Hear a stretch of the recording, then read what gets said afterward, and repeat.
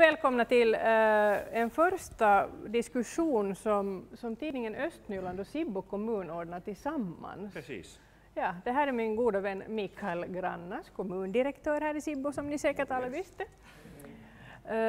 Och vi tänkte att vi skulle inleda lite genom att berätta varför vi ordnar den här kvällen. Men först ska jag gå igenom några praktiska saker. Ilta on siis totaalisen vähintäänkin kaksikielinen.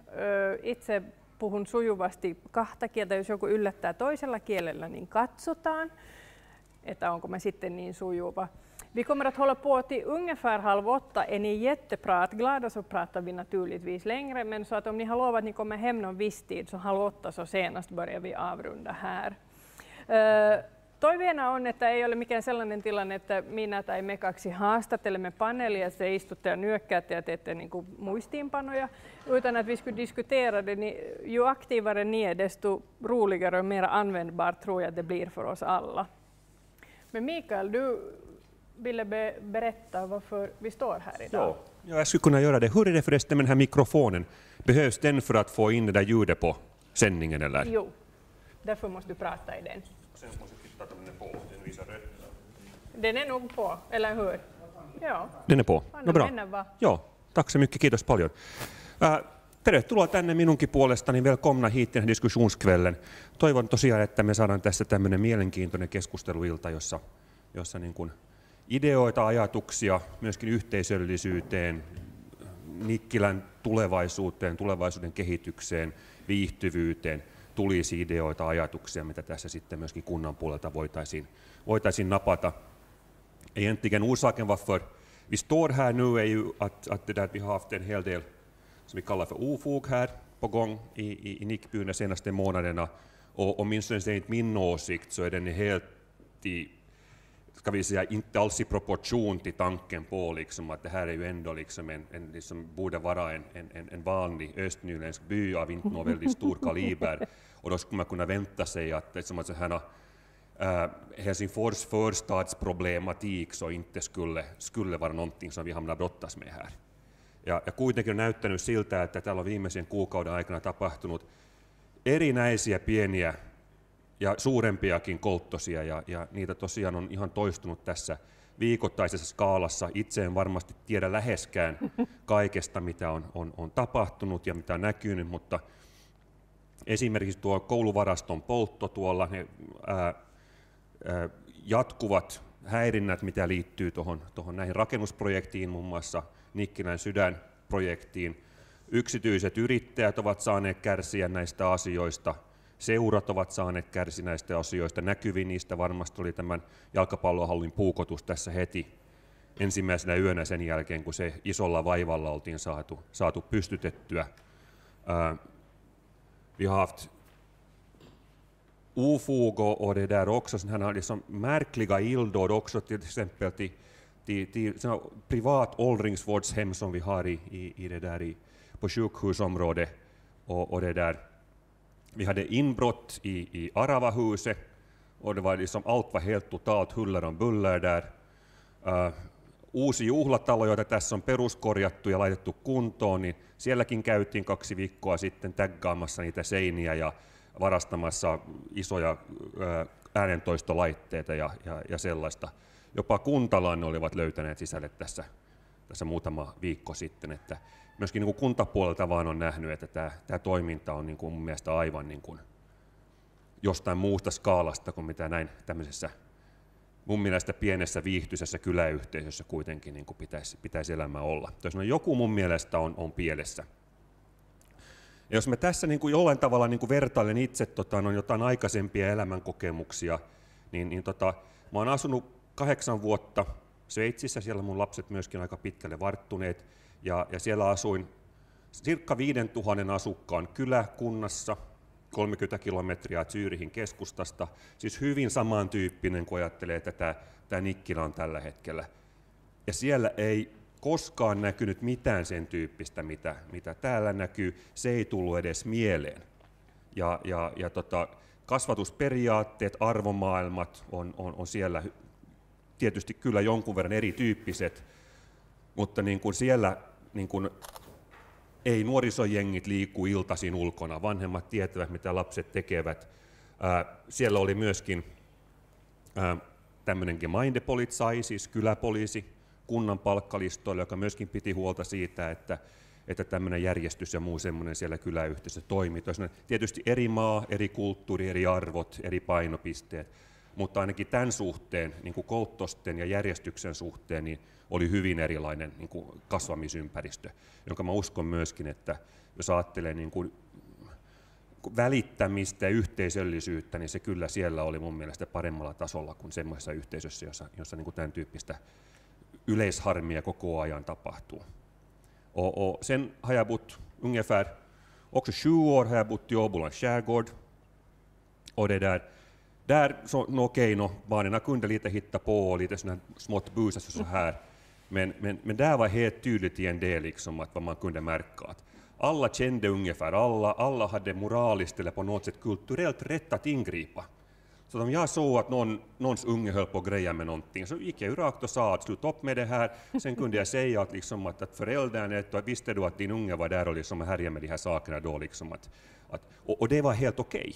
Vissa kunde någon gång ta lite illa upp, men liksom den här kulturen och tankegångarna, liksom det här samhörigheten, så var på en sån nivå att, liksom att vi som egentligen vi höll på i byamiljön och uppfostra varandra så att säga och se till liksom att en viss så här värdenivå och normnivå hölls i bruk. Och därför är jag själv ganska förvånad att de där reglerna, eller liksom, ska vi säga, grundsätt att agera och fungera, så inte liksom, tycks inte fungera här nu i Nickby. Och det tycker jag är oroande. Om vi tänker ännu att Sibbo håller på att växa, så jag trodde nog att vi skulle växa först och sen skulle vi få de här problemen, och inte få de här problemen först och sen hoppeligen kunna växa senare. Och i det fallet så vet jag inte liksom att hur det här samhället ser ut om vi 1, 3, har 2, 3, 4 tusen invånare till här. Och det här liksom ofog är en del av den normala kulturen och sättet som man lever här. Så det tycker jag inte liksom är acceptabelt, och där tycker jag vi måste hitta på sätt att kunna hantera den här frågan. Och jag vet att det inte är en enkel fråga, det är en mångfacetterad fråga, men jag skulle gärna liksom vilja ha en sån här debatt, och därför tycker jag att det är jättefint att du, Mikaela, tog kontakt och föreslog att skulle vi kunna göra en gemensam grej av det här, och det var, tycker jag, just det vad vi behövde. Och jag hoppas att vi får goda idéer ur den här kvällen.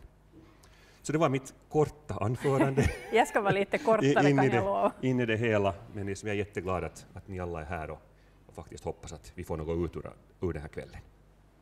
Jag tänkte nog att vi gör så här emellan innan jag berättar varför tidningen är med om det här, att inte ni behöver sitta och undra att hur har de här vackra och djärva hamnat i den här raden. Det här är alltså vår expertpanel, ni är också experter, men ni ska få presentera er kort med namn och varför ni tror att ni sitter här idag. Det är ju alltid jättespännande.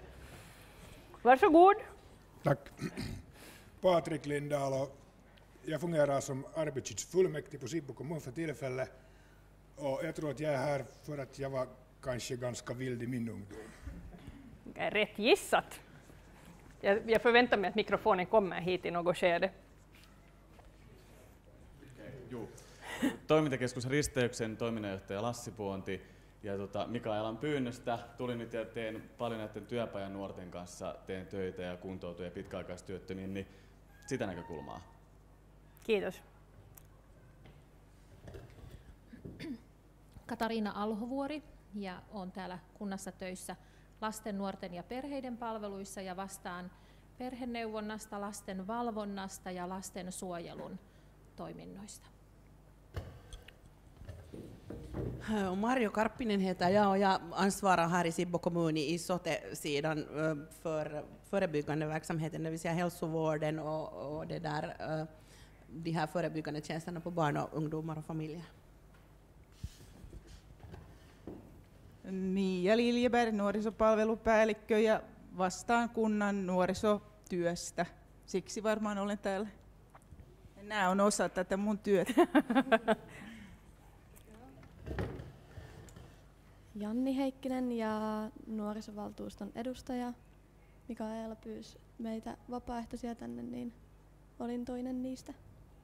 Sanoin noin mukaan hauskuutena tuossa, että tulitte tänne myös laskemaan keski-ikää, kun minä olen niin vanha. Jo, hej. Olli Seppälä från ungdomsfullmäktige, Olli Seppälä nuorisovaltuustosta.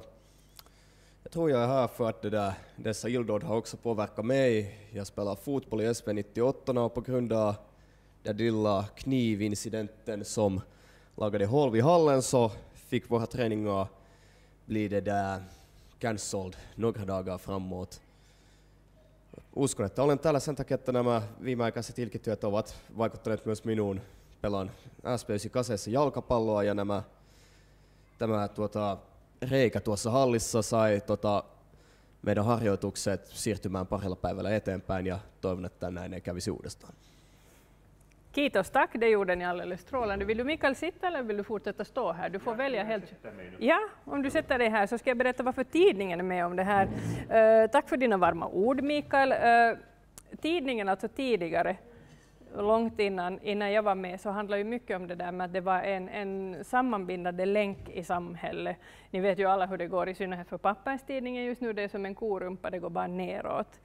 Och jag har funderat och grubblat hemskt mycket alltså på tidningens innersta väsen. Vilken är tidningens uppgift? Och jag tycker att det här är en av tidningens viktigaste uppgifter. Det vill säga att faktiskt inte bara rapportera om problemen, det gör vi också. Men faktiskt också försöka vara en del av lösningen. Och det här är ett exempel på det. Mycket arbete pågår ju hela tiden. Men jag hoppas att vi ska kunna bidra med att människor som kanske inte i vanligt fall träffas, kommer åt att träffas. I bästa av världar så kanske vi kommer på ett spår till en idé ikväll som vi skulle kunna gå vidare på tillsammans. Niin, että jos joku luuli, että tämä nyt on tällainen, että me käydään täällä niin kuin lehtenä kerran ja sitten lähdetään pois, niin toivon, että voin taata, että se ei ole totuus, vaan että me keksitään, me saadaan jostain tänään kiinni, löydetään se tahtotila, että tehdään oikeasti Nikkilästä sveitsiläinen mukava kylä, jonne ehkä muuttaa vielä lisää ihmisiä, sillä pelkään, että jos tämä jatkuu, mikä meillä täällä nyt on päällä, niin eihän tänne halua kukaan muuttaa. Mä ainakin muutin tänne vuonna 2006 siinä niin kuin toivomuksessa, että tämä olisi oikeasti lintukoto. Ja mun täytyy myöntää, että mulla on todella iso oma lehmä ojassa. Mulla on 2 poikaa kotona, 5- ja 2-vuotiaita. Ja mä nyt jo mietin, että mihin harrastuksiin mä tuuppaan nämä lapset, ettei ne tuolla sitten niin kuin hajota paikkoja. Mitä mä nyt jo ehkä teen väärin joka päivä, että heistä isoina tulee sitten tällaisia niin kuin kolttosten tekijöitä. Så jag har definitivt en egen ko i diket. Jag har både liksom med privata angelägenheter i bakhuvudet, för att jag vill faktiskt att det här ska vara den här trygga orten där mina barn kan växa upp och där jag kan bli gammal utan att någon spränger liksom dörren på det äldreboende där jag bor och kommer och stjäl mina strumpor eller vad de är ute efter. Men framförallt är jag här alltså då som tidningens representant, ett försök, ett led i att göra tidningen en del av lösningen på problemet och inte bara den som berättar om där i Nickby, vet ni, där är det bara problem att flytta in dit. Jag hoppas att ni ska vara aktiva. Det här är, som jag sa i min inledning, inte en sån där jag pratar med panelen och ni sitter och lyssnar, utan ni får jättegärna vara med. Det här är inte så där jätte allvarligt, utan tvärtom är diskussionen det viktiga ikväll. Jag hoppas att panelen också är med på det. En praktisk grej, det här tillfället sänds alltså samtidigt på Sibbo kommuns hemsida och på tidningens webbsida, så ni kan liksom vinka hem om ni vill. Eli tässä on sellainen tärkeä asia, että mikrofonia tosiaankin tulee kuljettamaan, vaikka me kuullaan toisemme täällä, niin se ei mene lähetykseen, jos minä en kuljeta tuota mikkiä tai jos panelistit ei sitä siirrä keskenään. Ja hämtar sen ut mikrofonen till er om ni vill ställa frågor eller komma med bra förslag. Men vi ska börja med det krassa. Jag bad dig, Mikael, tidigare idag om kostnaden för de här ofogen, för skadegörelsen, och du hade ganska färska siffror. Vad är det rör sig om nu om man tittar på fotbollshallar, festsalen, allt för tillfället? Jo, alltså, jag har egentligen skulle det nog vara cirka 1 månad gamla siffror som liksom kommer från polisens sida. Och det där, då hade de uppskattat från deras sida då att de brottsanmälningar som gjorts som motsvarar skadestånd på något över 100 000 euro. Och efter det så har det nog skett en hel del till, så vi pratar om någonting med kanske runt 150 000 200 000 kanske. Että tosiaan niin kun ne kustannukset liikkuu kyllä yli 100 000 ehkä alle 200 000 tällä hetkellä, mutta kuitenkin merkittäviä summia. Ne jakautuu jonkun verran kunnalle, mutta myöskin jakautuu ihan niin kuin ihmisille, tavallisille ihmisille, yrittäjille, muille sellaisille seuroille, osittain jopa ehkä takukorjauksena jotain saatu, niin italialaisetkin joutuu maksamaan tässä osaan, muun muassa jalkapallohallista ehkä, se on näin. Mutta kuitenkin vakuutusyhtiöstä tuo kalliiksi, me maksetaan sen taas sitä kautta, että vakuutuskorvaukset kallistuu. Me maksetaan sitä kautta, että meidän jotkut muut palvelut joutuu heikentymään, koska meidän pitää olla varaa korjata ne haaverit, mitä täällä tehdään. 150 000 till 200 000 euro, sillä rahalla voisi tehdä paljon. Jag kommer nu, Patrik, till dig. Du var ärlig och sa att du kanske har kommit in i panelen för att du i din ungdom skulle ha kunnat vara en av dem som vi pratar om idag då vi söker det här, att vem är det som rör sig ute på byn och ställer till det så här. Jag vågar säga det här, ni som har läst tidningen Östnyland har kanske sett att du ställer upp och pratar med oss. Kan du alldeles kort berätta, kanske inte i praktiken exakt vad det var du ställde till med, men hur du tror att du hamnade där så att du inte riktigt kanske betedde dig så där som välkammade pojkar enligt många föräldrars önskemål skulle göra. Varsågod. Okej. Inte vet jag, det hände mera. Det var liksom, men om man tänker på dagens så kanske där som Mikael sa att fanns byapolis, så vi hade ju byapolis och det var lite liksom på något vis fungera bättre, tror jag, den tiden, för att de visste ju vem vi var som alltid blev eller liksom gjorde något fuffens eller så vidare bortåt, men nu var det umgänge och det bara händer. Det är svårt att säga liksom att vad som skulle ha gjort. Kanske min största sak var läs- och skrivsvårigheter, att blev trist i skolan och sen började hitta på någonting annat att göra under lektionerna istället för att försöka följa med när det var svårt. Var kanske min orsak varför det började hända fuffen så. Ja. Vi ska återkomma till, det redde ju upp sig för dig. Och jag tänkte nu fråga er framförallt som då ansvarar för arbete med barn och unga och familjer i kommunen just nu. Går det idag att säga vem det är som ställer till med det här liksom fuffens, ofog, skadegörelse i Nickby? Vem vågar antingen dementera eller ge en vink om vem det är? Eller inte person, men vad det är för gäng det handlar om. Du nickar här nu. Vi börjar här i ungdomsfullmäktige. Varsågod. Ja, alltså som sagt så det där, jag vet inte, har ni sett också videomaterial av dessa personer som har ställt till här med problemen det där. Så som sagt så det är ett sorts, använder nu klichétermen, gäng av just mycket unga personer som Linkku här sa, så kan det vara just att kanske det har problem i skolan som jag tror det kan just vara därför. Plus att det där föräldrarna inte bryr sig vad de håller på med, och i helt värsta fall kan föräldrarna ha till exempel problem med alkohol, och detta leder till att barnen igen antingen ser dem som dåliga exemplar och börjar göra på samma sätt som dem, eller så bara när de inte bryr sig går ut och ställer till med vad de vill när ingen säger till dem vad är rätt och fel. Nåja, nu nickar vi här. Du får gärna skicka mikrofonen vidare så ser vi vem som nappar den här på vägen. Jag kan nappa för att jag konstaterar att inte behöver vi ju egentligen säga så mycket mer, för Olli sa det ganska långt, tror jag. Jag vet inte mer på vilket språk jag ska fortsätta. Kanske jag byter till finska emellanåt. De här, ja. Ja se kysymys oli se, että tätä tiedetäänkö me, ja kun mä kuuntelin Mikaelia tuossa alussa, niin kun mä istun joka viikko ja me käydään läpi ne meille tulleet lastensuojeluilmoitukset, niin kyllä mulla oli pakko niin kuin todeta, että tätä Mikaelilla oli niin kuin tiedossa vielä niin kuin enemmän kuin mitä meillä on lastensuojelussa tiedossa, että ehkä niin kuin kaikista ei kuitenkaan tiedetä, niin kuin näin mä olen ymmärtänyt, että ketä on kyseessä. Toki tiedetään monia ja näin, mutta että aina se ei ole selvää, ja on myös ehkä ollut sitten semmoisia niin kuin väärinymmärryksiä, väärinkäsityksiä, että se olisikin ehkä helppoa, jos me niin kuin täysin tiedettäisiin, että kenestä on kyse. Tällainen ajatus mulla, Lassilla. Patrik får gärna kommentera. Jag vet inte vem av er som var före här nu. Om vi går via Patrik så får Kristel mikrofonen alldeles just.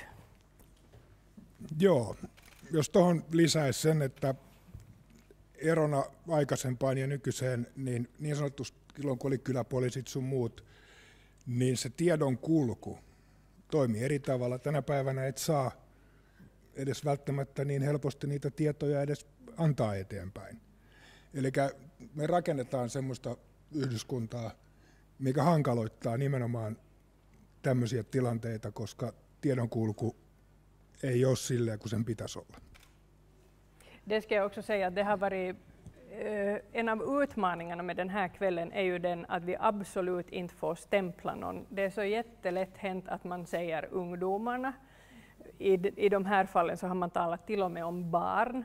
Och vi kan ju de facto inte veta, jag menar alla är oskyldiga tills vi har bevisat någonting annat. Och då Patrik nämner att vi har gjort det svårt att alltså informera eller liksom uppdatera varandra om vem det eventuellt kunde vara, så har vi sen å andra sidan det som Olli nämner, jag menar på sociala medier så jag menar, finns det till och med människor som med stolthet lägger ut det här, är det sen anonymt eller under eget namn. Men där florerar alltså den här känslan av att vi vet exakt vem det handlar om.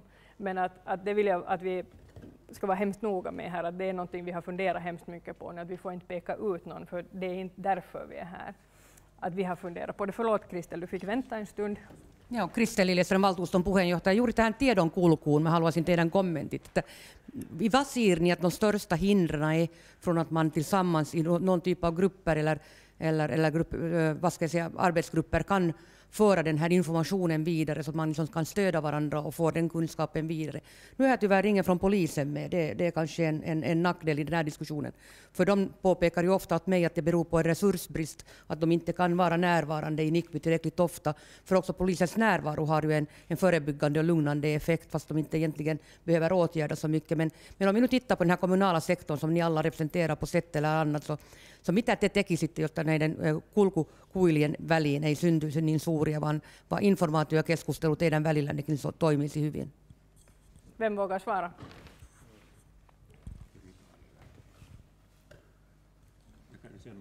Börja där då. Ja, varsågod. Då kanske jag skulle säga att åtminstone med de här som nu sitter här, kanske jag har inte haft så jättemycket med Linko men så här direkt, men Sibbo är ändå så pass litet att jag tycker att vi har jättebra möjligheter att byta information. Och det stämmer för det första, det stämmer precis det där som du sa, att vi vet ju inte vem det är, och det här kan vara liksom både barn, ungdomar och vuxna. Så det var en jättebra påminnelse att det här, att vi ska inte skylla någon viss åldersgrupp.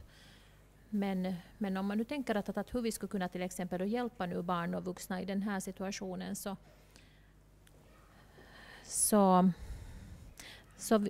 förstås lagen ställer vissa krav på hur informationen kan löpa, men att nu ger lagen också mycket möjligheter.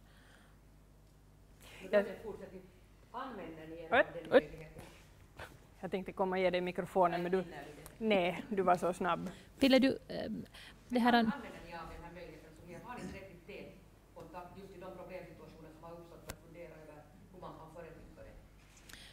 vi försöker åtminstone ha så tätt och så mycket som möjligt. Det kan jag nog säga. Visst, alltid skulle man kunna göra bättre, och det här, men också som vår förman ofta säger att om det här skulle vara lätt att lösa, så då skulle det vara löst redan. Ja. Mikael ville kommentera, om ni skickar hit mikrofonen så. Joo, kiitos paljon. Mä ajattelin myös sillä tavalla tarkkailla sitä tilannetta, että me ollaan nyt päätetty panostaa siihen enemmän, ja meillähän on nyt myöskin tämmöinen erilainen poikkitieteellinen tiimi, joka tätä yrittää katsoa eri suunnista. Me ollaan myöskin panostettu nyt enemmän toimenpiteisiin, joilla pystytään antaa tukea vanhemmille, etenkin jos on lapsia teiniässä tai niin kuin varhaisteiniissä, että pystyisi tarttumaan näihin asioihin.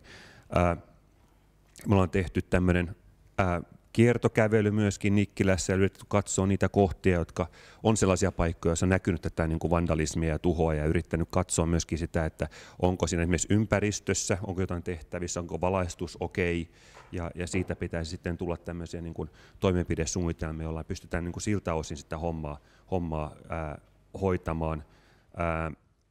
Ongelma on tietysti se, että jos vaikka tiedettäisiinkin ja saataisiin jopa nämä henkilöt jollakin napattu jollekin videolle tai kuvalle tai muuta sellaista, niin kuitenkin hyvin pitkälle se on siitä kiinni, että kun on nuoria ja jos vanhemmat ei välitä, niin ei kuitenkaan voi tehdä asialle niin kuin hyvin paljon niin kuin viranomaisena tai kuntana. Että tämä on se niin kuin hankaloittava tilanne myöskin siinä ja sen takia mun mielestä se on niin kuin yhteinen asia. Ja mun mielestä niin kuin osittain näyttäisi siltä, mä epäilen, että meillä on pikkasen myöskin vanhemmuus hukassa, niin kuin, ehkä yleisestikin ottaen niin kuin Suomessa, ja se heijastuu myöskin tänne. Että kyllä tuolla rintamalla niin kuin on paljon tekemistä, että just niin kuin vertaus siihen ympäristöön, eri kulttuuriympäristöön, missä mä niin kuin aikaisemmin toimin, niin sen tyyppistä niin kuin vanhemmuutta, mitä osittain valitettavasti täällä näkee, niin se ei ollut kulttuurisesti hyväksyttävää. Vill du vara mer specifik? No, om bypolisen kommer och säger att jag fick fast din unge därifrån, den var där och grela. Så en förälder tar itu med saken och den börjar inte skylla på bypolisen att det där att inte har mitt barn gjort någonting, hur täcks du komma hit och säga något sånt här. Och det upplever du i situationen här i Nikby?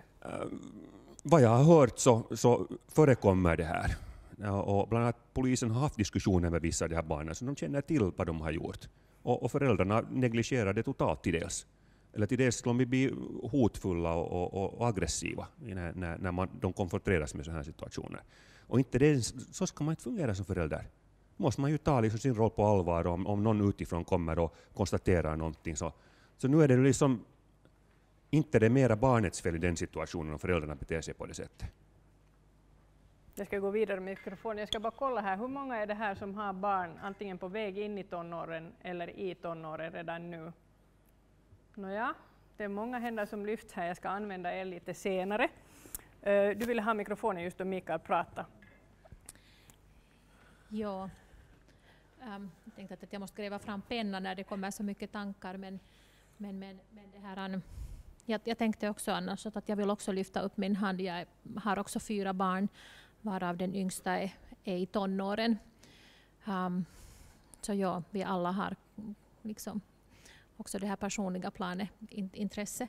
Men det här med att underteckna det här som Mikael, och vill egentligen liksom ännu kommentera din fråga, Kristel, när du frågat att om vi liksom utnyttjar de här möjligheterna som vi har. Så jag skulle säga att jag märkte att jag sitter nu liksom för mycket och tänker på dem som redan nu till exempel är våra klienter, och jag svarade från den synvinkeln. Men jag tänker precis som Mikael att vi borde hitta de barnen och de familjerna i ett tidigare skede som behöver stöd och hjälp.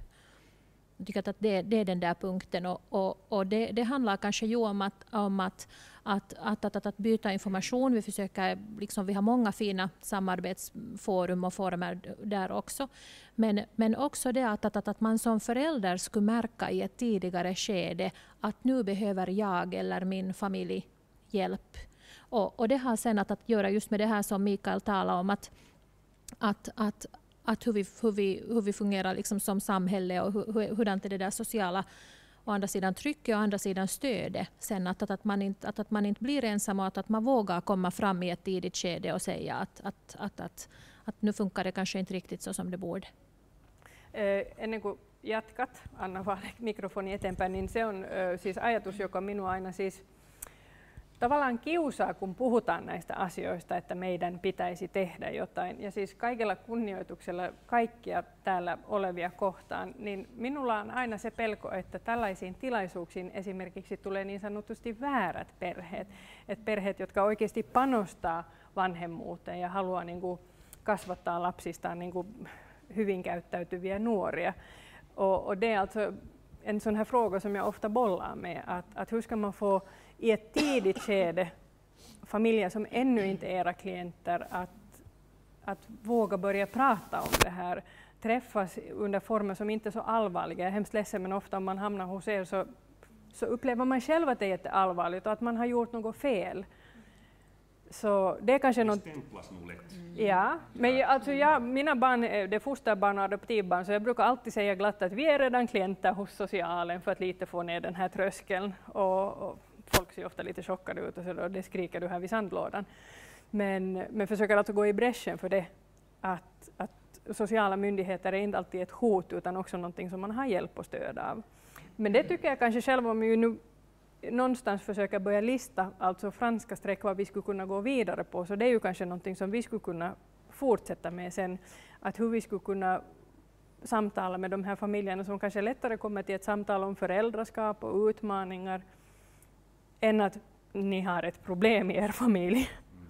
Förlåt, nu pratar jag jättelänge. För all del, alltså du nämnde viktiga saker, för att det där jag skulle vilja ta upp det här, kanske nu det här som du sa om att det kommer fel personer till de här grupperna, så tyvärr så fick ju inte den eld under sig den här gruppen som vi skulle ställa upp för referensstöd för föräldrar som har barn i tonåren. Är det så? Ja, det var sorgligt så, men det fanns bara 2, alltså en faktiskt som tog kontakt då i tid, och vi satt ju ut en massa reklam och så här, att endera är det så att folk är rädda för att diskutera eller på något vis blotta sig, eller då hittar vi inte heller det där rätta forumet för dem som, och vem var det som skulle ha behövt den gruppen, men vi försökte i alla fall. Men det där, sen med tanke på de här gruppverksamhet och sånt här, så nu är det ju, jag representerar och är av utbildningen liksom på hälsovårdssidan och kan nog konstatera att sån här familjeskola och sånt här, liksom att lära sig att kommunicera med varandra, att liksom ha växelverkan från unga år och hitta den här referensgruppen bland mammor, pappa bland pappor och så här, så det är nog säkert det som vi ska fortsätta och ännu satsa mera på. Miten, du ska Mikael alldeles just få komma in, Olli ja Janni, kun Mikael tässä äsken puhui muun muassa siitä, että ollaan niin kuin käyty näissä paikoissa, missä tätä niin kuin ilkivaltaa on syntynyt. Mietitään, että miten voisi niin kuin parantaa tilannetta sillä tapaa, että tihutöitä ei niin kuin sattuisi. Niin kuulostaako tämä niin kuin oikealta tavalta lähestyä tätä ongelmaa teidän, anteeksi, tämä niin kuin teidän vähän niin kuin nuorempien ihmisten niin kuin korvissa? Onko tämä oikea tie vai ollaanko me aikuiset ihan hukassa? Du får ge mikrofonen tillbaka nu bara, Mikael. No sanoisin, että näin nuoren näkökulmasta nyt en halua millään tavalla vaikuttaa töykeältä tai miltä tämmöiset nuoret, joilla ei ole mitään käsitystä nykypäivän maailmasta, mutta mun mielestä ehkä mennään vähän liian hitaasti näihin asioihin. Ehkä vähän niin kuin, mä en nyt rupea esittämään mitään sairaan kovia otteita, mutta ajattelin, että voisi just panostaa ehkä enemmän näihin asioihin tulevaisuudessa ja en tiedä mitäs nyt, se on vähän vaikea sanotella, mutta just nämä lasten mikä se on suomeksi? Neuvola. Juu, lastenneuvola, en tiedä niin kuin paljon Sipo-asioista, mutta ehkä viime aikoina on ollut mun mielestä vähän niin kuin viime vuosina ollutkin vähän heikkoa työtä, ei millään siis mitenkään loukkauksena taas myöskään. Ja sitten, mitä taas asiakorjaukseen tulee, niin Mikael, sä mainitsit Sveitsissä tämän kyläpoliisi. No siellä on semmoinen systeemi. Ja olihan se eri kulttuuri ja eri maa ja tommoset, mutta en halua kuulostaa taas tyhmät, mutta toimisiko semmoinen Sipossa tai Nikkilässä? Janni, kun otat mikrofonin tuossa, niin kun ollaan valmisteltu tätä keskustelua, niin ollaan myöskin sanottu myös aikuisen näkökulmasta, että ostakaa niitä valvontakameroita lisää. Että kyllä se sitten niin kuin pistää pisteen tälle tihutyön niin kuin tekemiselle. Miltä se kuulostaa sun korvissa? Ai, valvontakamerat? Niin. Hyvältä idealta. Hyvältä idealta. No niin, se on itse asiassa aika niin kuin raikas kuultava vastaus. Täällä on yleisön seassa, anteeksi Janni, otan tämän suoraan sinulta nyt. Jag juoksen tänne päin. Täällä ollaan pyydetty sanaa. Här har vi bett om ordet. Varsågod. Tack, Rolf Björkell heter jag hör kanske inte riktigt till den här referensgruppen föräldrar som ska ha hand om mina barn, men det oaktat så kan jag säga att det jag vill säga så gör jag av erfarenhet, och dessutom så har jag en massa barnbarn som jag är lika mån om som jag var om mina barn när de var i den åldern att de gick i skola och behövde lite hjälp på sin fritid. Jag kan säga att jag har jobbat som lärare här i Nickby, och det är väldigt länge sedan förstås, men då körde man med små skolor i kommunen. Då hade lärarna också en helt annan kontakt med eleverna än vad man har i dagens läge. Att man hade ett mindre nätverk. Lärarna var med på kvällen när det var någon fest. Lärarna var med när det gäller idrottsuppdrag, och lärarna sysslar med eleverna. Idag i den stora skolan, först skjutsas eleverna till skolan, så skjutsas maten efter dem. Och läraren kommer någon annanstans ifrån, han är oftast inte en Sibbobo.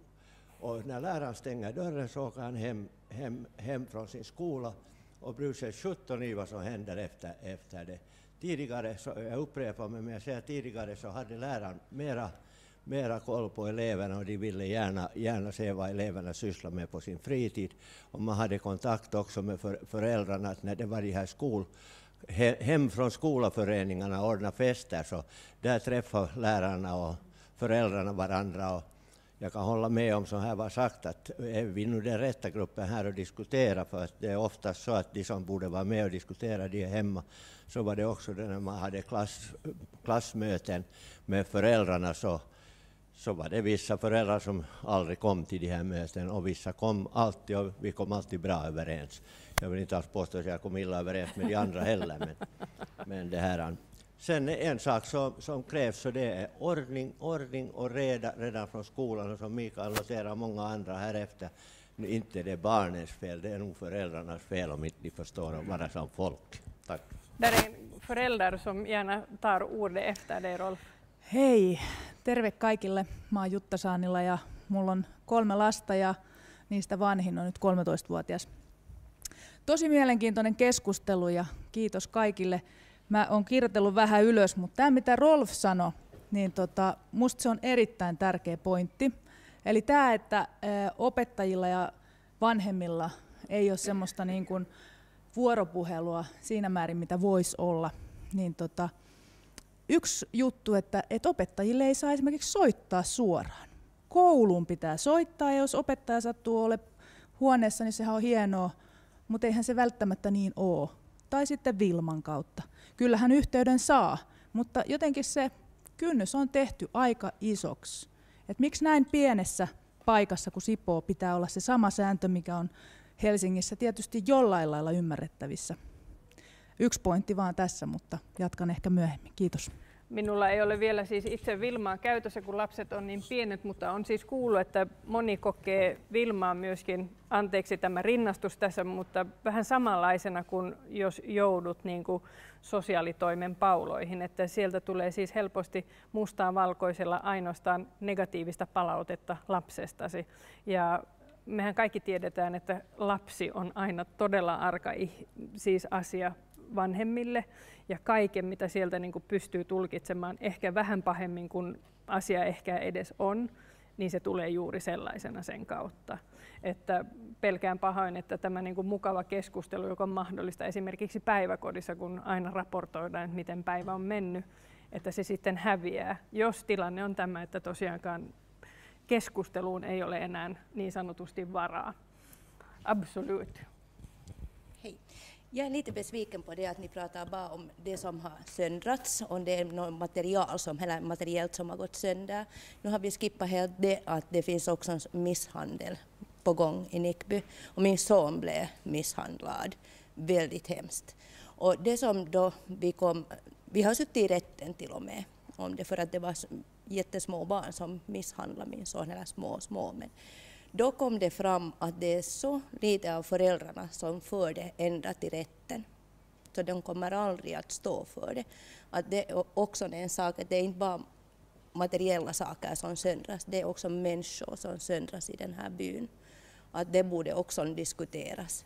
Att inte bara de här som har söndrats. Och som Olli också sa, vi vet alla vem som har söndrat den där hallen. Vi alla vet i Nickby vem som det är. Och vad heter det? Det finns i Facebook videomaterial när det söndras, där det syns de som har söndrat, men ingenting ännu har hänt för sakens skull. Och då har det varit diskussion att tyvärr så finns det inte bevis. Och det räcker inte att det finns en video i social medien som bevis. Att det låter ju lite underligt. Jag ska ännu kommentera det här om polisen. Polisen är alltså inte närvarande ikväll, men det är en av tankarna vi faktiskt har med den här kvällen. Att följande kväll skulle kunna vara en sån där polisen, alltså, då kanske vi inte är så många i panelen, men att polisen skulle vara en av de liksom bärande krafterna i dels för att svara på den här frågan, att hur det är möjligt att alla andra vi vet, men ni gör ingenting åt den här saken. Och framförallt det där med var ansvaret egentligen ligger.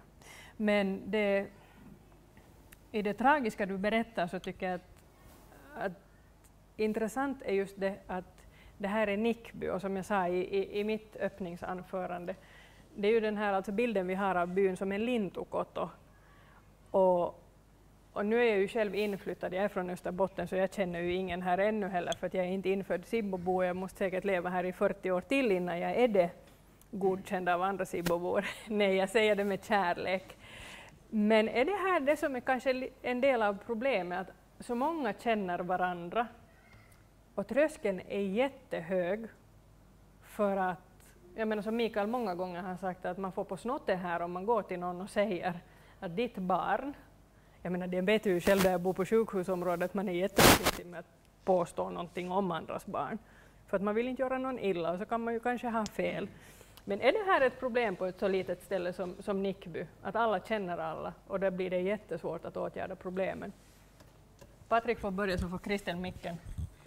Ja, jag tror jag att det är ett problem, utan det är mer det att vi går in på din personliga, och om någon kommer att säga någonting illa om ditt barn, så först så vi fungerar tyvärr. Och det blir bara mera och mera på det sättet. Men tillbaka lite till den här skolan, om vi får gå dit ännu. Ja. Jag var med då och grundade verkstadsskolan. Och jobbade dit då i 5 år. Och de unga som kom dit så var största delen liksom redan så att de inte klarade sig i högstadiet eller då på gymnasiet. Vi jobbade med dem nära. De fick ringa oss, föräldrarna ringde oss. Vissa ringer ännu i denna dag. Mm. Och håller kontakt, och de liksom börjar fungera största delen riktigt bra. Ännu den här liksom blev bra unga av dem. Ni hade ingen Vilma däremellan som störde kontakten? Nej, vi hade ingen Vilma fanns inte då ännu, det har kommit senare, och jag har ju varit lärare här på högstadiet också före det här jobbet, och där hade vi Vilma. Men jag hade sån motto att varje dag minst en positiv åt någon. För att det där Vilma behöver inte alltid vara heller bara negativt. Att det måste påminnas åt lärarna att man också kan det där sätta positivt dit. Kristel hade bett om ordet. Jag måste först kommentera en sak som jag nu inte hade begärt ordet för, men just det här med verkstadsskolan, den klarar eleverna på ett otroligt bra sätt. Och sen om man ännu tillägger att förutom de här andra utmaningarna som ni nämnde, så var det ju också blandat både från yläaste och från högstadieeleverna. Helt huller om buller, och de hade då sina egna kontaktpersoner och så här, och också det fick man att fungera där. Så det är nog en modell som man borde titta på nytt, och nu har vi den här Joppo-verksamheten i högstadiet som nog har också gett ett bra resultat. Att man måste lite titta tillbaka på vad som har fungerat. Men min taltur kommer egentligen från när ni sa att är Nickby för litet. Nej, ute i byarna, nu talar jag då om erfarenhet från 2 byar, min egen hemby och den by där jag har växt upp, eller vart jag har låtit mina barn växa upp, så skulle jag igen säga att det här just med att byn är tillräckligt nära och tillräckligt rotfast ger en viss typ av trygghet. Alla mina barn har inte varit Guds snällaste barn, men byn har fostrat dem tillsammans med vår familj. Och också skolan har jag mycket att tacka för i det sammanhanget. Att jag tror att en av de här problemen är kanske just det här utanförskapet. Och hur man liksom ska komma in på det så måste man lite ha en längre sits och fundering på. Men sen kommer jag att tänka på att nu har man börjat på sociala medier med mammaringi och vad de alla heter, eftermiddagskaffe. Och trots att jag inte är småbarnsförälder så är jag med där och följer med den diskussionen. Och gläds över att föräldrarna också där kan konstatera att det ibland är ganska pottigt att vara hemma med sina barn. Och att man söker det här vertaistuki. Se kai se sana on nykyään, mutta että ehkä ne uudet perheet etsivät uusia tapoja pitää yhteyttä. Että ehkä se Facebook sitten jossain tilanteessa on se kylä tai ainakin lasten suhteen se vertaistuki, mitä etsitään. Du menar med utanförskap, alltså sådana här utbölingar som jag som har flyttat? Nej. Joo. Ja mulla oikeastaan niin ajatuksena tuossa jo aikaisemmin tässä keskustelulla tuohon asiaan, että se mitä meidän ehkä pitää myöskin miettiä, että onko kunta se oikea järjestämään niin kuin tämän tyyppistä toimintaa. Jos se leimaa ihmisiä ja kun kuulee, että, niin kuin, että tullaan ja nyt joutuu sossun piikkiin keskustelemaan näitä asioita, kyllä se leimaavaa on, että olisiko tämmöinen niin kuin tosiaan tämmöinen niin kuin vertaistukityyppinen, niin kuin jossa, niin kuin, mutta se vaatii taas niin kuin vahvoja vanhempia ja joitakin vanhempia, kun lähtee sitä sanoo, että me perustetaan nyt tämmöinen ja kaikki saa tulla mukaan. Mutta tämä ei ole mikään sellainen, jossa niin kuin, on niin kuin kunnan leima tai joku sosiaalipuolen leima tai muu semmoinen, joka mä luulen, että pelottaa. Mutta se tekisi sen niin kuin kynnyksen matalaksi. Et puhutaan paljon tämmöistä kynnyksettömistä palveluista ja muuta sellaista. Tämä voisi olla niin kuin semmoinen, jossa kunnalta saattaisi löytyä jonkun tyyppinen tukirooli, mutta ei millään tavalla niin kuin edes ohjaava. Ja se voisi käynnistyä erityyppistä sosiaalista medioista ja muuta sellaista, ja siitä saattaisi löytyy ehkä jonkun tyyppinen ratkaisu tähän asiaan, tai ainakin sitä voisi kannattaa yrittää. Se voisi olla yksi sellainen asia, mitä ihan suoraan voisi miettiä. Sen angående det här med skola och det här barnens beteende och så här. Så nu måste jag tyvärr igen, liksom, jag har hållit på att reflektera till liksom, de erfarenheterna från det. Liksom, jag har känt till den här schweiziska skolan på grund av att mina äldsta barn har gått några år där och liksom, har en hum om liksom, hur skolsystemet fungerar och så här. Så det där, till exempel en sån sak att, det där, att högaktningen för lärare så finns där. Högaktning för lärare finns inte här. Lärarna har rätt att göra saker där. För att få ordning och disciplin. Lärarna har inga rätt att ingripa på något sätt i barnens beteende liksom här. Och det där, ett sånt konkret grej som till exempel fanns där i vår by. Yksi konkreettinen juttu oli esimerkiksi se, jos lapsi on luvaton poissaolo, niin se oli kunnan määräysten mukaan 150 € sakkoa per päivä. Luvaton poissaolo. Ja silloin vanhemmat ottaa vastuuta, koska siellä tulee lasku, niin kun, ja se on perintäkelpoinen lasku. Niin tietää, että nyt mun lapsi ei ole oikein niin kuin tässä hanskaassa ja mä joudun sen niin kuin taloudellisesti kärsimään sitä asiasta. Se on niin kuin vielä, ja sit niitä poissaolupiakaan ei helpolla hertynyt. Esimerkiksi jos joku lähti viikoksi lasten kanssa lomille, niin piti budjetoida 750 € pelkästään sakkomaksuun, ja sitten piti katsoa ne muut kulut sitten vielä. Toisin lapset oli siellä koulussa. Ja lapset kunnioittivat opettajien, opettajilla oli selkeä linja niin kuin siitä, miten koulut toimii. Jopa niin kuin voi mennä niin käristetysti pitkälle. Mä näin muutama vuosi sitten dokumenttielokuvan sveitsiläisistä opettajista. Mä luulen, että se tuli jopa Suomen televisiosta. Mä olin tutustumassa tähän niin kuin PISA-ihmemaahan, että millä tavalla niin kuin Suomessa opitaan, niin että millä tavalla suomalainen koulu on niin paljon parempi kuin koulu siellä. Ja se loppui sillä tavalla, että siellä tuli läjä täysin traumatisoituneita opettajia takaisin ja oli sitä mieltä, että kuin tommosessa paikassa, jos se on mitään kuria, kaikki huutaa ja heiluu ja toimii, miten huvittaa. Yleensäkään kukaan voi oppia yhtään mitään. Ja miten tuo PISA oikein toimii, kun tuommoisiin tuloksiin kuitenkin siinä päästään. Niin kyllä se mun mielestä jotain osoittaa, että kyllä meillä niin kuin tämä tietty vapausmäärä, mikä meillä täällä on, tietty mahdollisuus vaikuttaa. Monissa näissä asioissa saattaisi olla kyllä pikkasen skarppaamisen varaa mun mielestä. Så jag ser nog liksom att det skulle finnas behov att liksom att skärpning överlag på alla fronter. Och på något sätt måste vi kunna nå föräldrarna. Jag tycker att det är så här som en stödverksamhet annars också utomkommunalt, men också någon form av liksom inte bara liksom slänga morötter efter morötter om andra vill ha morötter. Att en käpp emellanåt kan vara riktigt uppfriskande och ekonomin är ganska bra sådan. Ja, jag menar 150 € per frånvaro så skulle jag säkert göra gott i grytlocket kan jag tänka mig.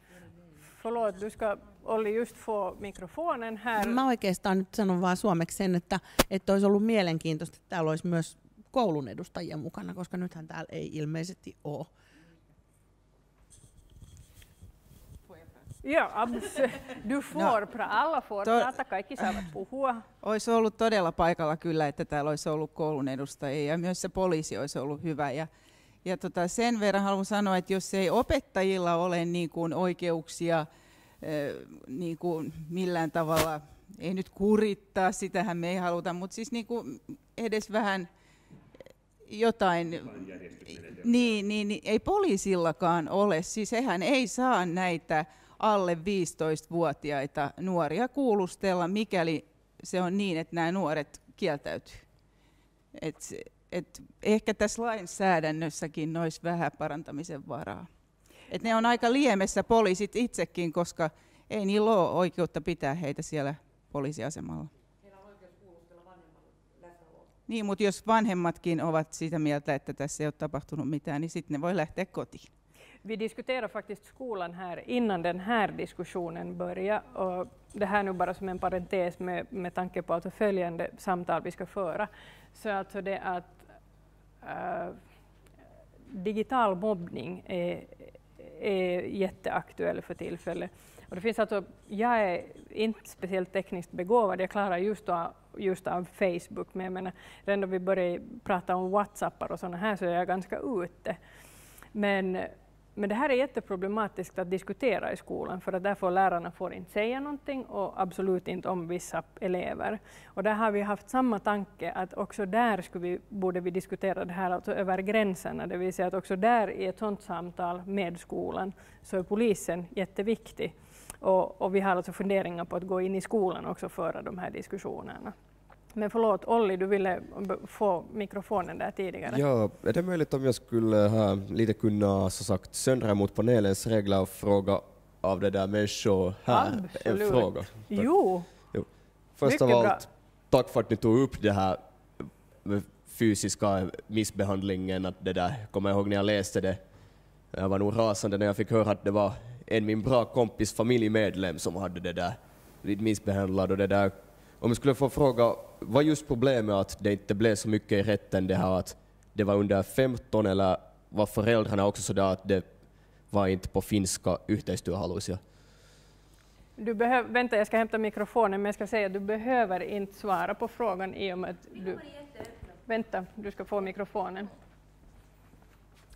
Vi har varit jätteöppna om det här, för att min son som blev misshandlad sa att om alla skulle veta hur hjälp han fick av kommunen, även om det finns det här grytlocket, så han sa att han vill vara jätteöppen så att den nästa som blir misshandlad kan be om hjälp, och att hur han ska be om hjälp.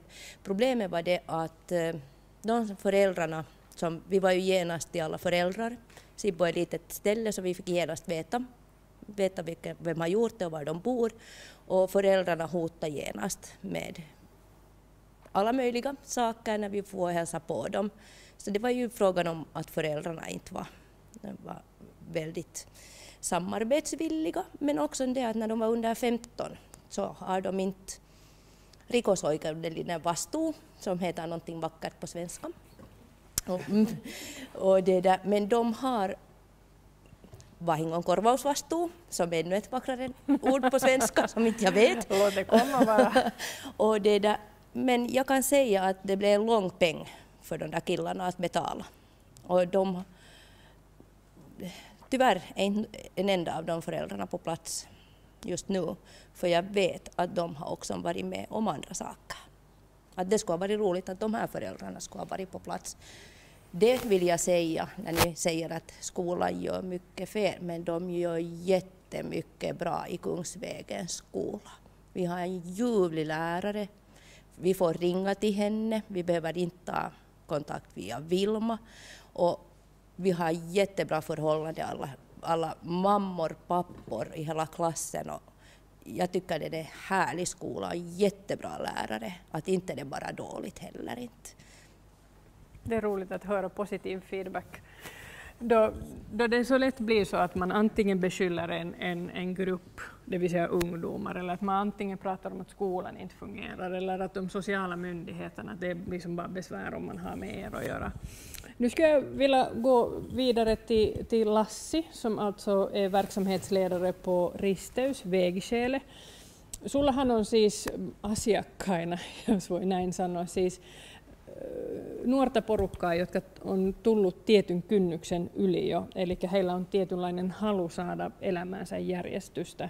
Niin pystytkö sanomaan, tai kertovatko he sinulle, että mikä on ollut se ratkaiseva tekijä, että he on niin kuin tehnyt sen valinnan, että lopetetaan nyt tämä edellinen, ei voi ehkä puhua hulttioelämästä, mutta että haluaa elämälleen toisen suunnan? No, jos tietäisin tuohon vastaukseni, niin olisin varmaan erittäin työtön, mutta onnellinen työtön. Tähän nimenomaan tähän, että jos tietäisit, miten millä tavalla nuoret sais lopettamaan. Ja sitten tämä kynnyksen niin kuin yli, sitä on hirveän vaikea sanoa, että mikä siellä on. Se voi olla joku tukihenkilö ollut siinä mukana, joka on sitten käynyt tätä keskustelua ja sitten sitä kautta tullut sitten tonne risteykseen. Tai sitten ihan oma halu, huoltajat, syitä on aika laajasti. Ja yksi, mikä on semmoinen tärkeä, minkä mä oon, tai hyvä asia, minkä mä oon huomannut, on se, että kaverit on pyytänyt. Eli yhdellä kaverilla on lähtenyt asiat rullaamaan, ja hän itse on huomannut sen, ja hän on ottanut sitten kaverin mukaan tähän toimintaan. Et se on semmoinen positiivinen asia, mutta toki sitten meillä on etsiviä nuorisotyöntekijöitä kunnassa, joiden kautta tulee, ja toki sitten sosiaalitoimen kautta. Et pientä semmoista niin kuin takamuksille potkimista, mutta kyllä siellä sitä omaakin motivaatiota on. Käytetäänkö sun asiakkaita, jos käyttää tätä hyvin kliinistä sanaa, niin käytetäänkö heitä omasta mielestä sellaisina hyvinä esimerkkinä? Katso nyt sun kollegoita tuolla niin kuin oikealla puolella niin kuin esimerkkinä. Onko sellaista mentorointia niin kuin käytössä kunnassa? Jos ei ole, niin voisiko sitä harkita? Niin voi aina svara bredvid Lassi sen. Varmaan nyt tarkoitat kokemusasiantuntijoina niin. Enemmän. Joo, osaa nuoria käytetään, mutta se on aina vapaaehtoista. Että ketään ei missään nimessä pakoteta mihinkään. Ja, joo, osa on halukas olemaan esimerkkinä. Kyllä niitä vähemmän on, mutta löytyy muuta. Ehkä enemmän sitten näissä aikuisissa, että mullahan on sitten ihan sinne melkein eläkeikään asti näitä mun asiakkaita. Mutta edelleenkin, kun ollaan puhuttu siitä, että tässä ei niinku haeta tiettyä niinku ryhmää, jolla on ongelmia, niin voin kuvitella esimerkiksi, että yhtäkkinen työttömyys ja sellainen niinku totaaliseen niinku tyhjyyteen tippuminen voi aiheuttaa samanlaisia ongelmia. Ehkä ei niinku suoranaisina tihutöinä niinku kaupungilla, mutta muuta niinku pahan tekoa, jos ei muuta niin itselleen, niin ihan hyvin siis myös ihan aikuiset, jopa eläkeikää lähestyvät ihmiset tarvitsee siis sellaista niin kuin esimerkkiä, että voi mennä hyvin. Du hade Patrik, du berättade i artikeln som ingick i Östnyland att du hittade, eller han hittade dig, du hittade alltså en människa som litar på dig.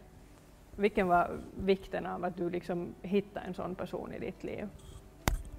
No, i den situationen så var det säkert mycket viktigt. Att det ändrade sen helt. Vad var det som fick honom att helt plötsligt så att säga satsa på dig? Ingen aning. Är det samma sak du har sett i ditt arbete du också, att det finns en möjlighet i varje människa, i varje ung människa? Ja.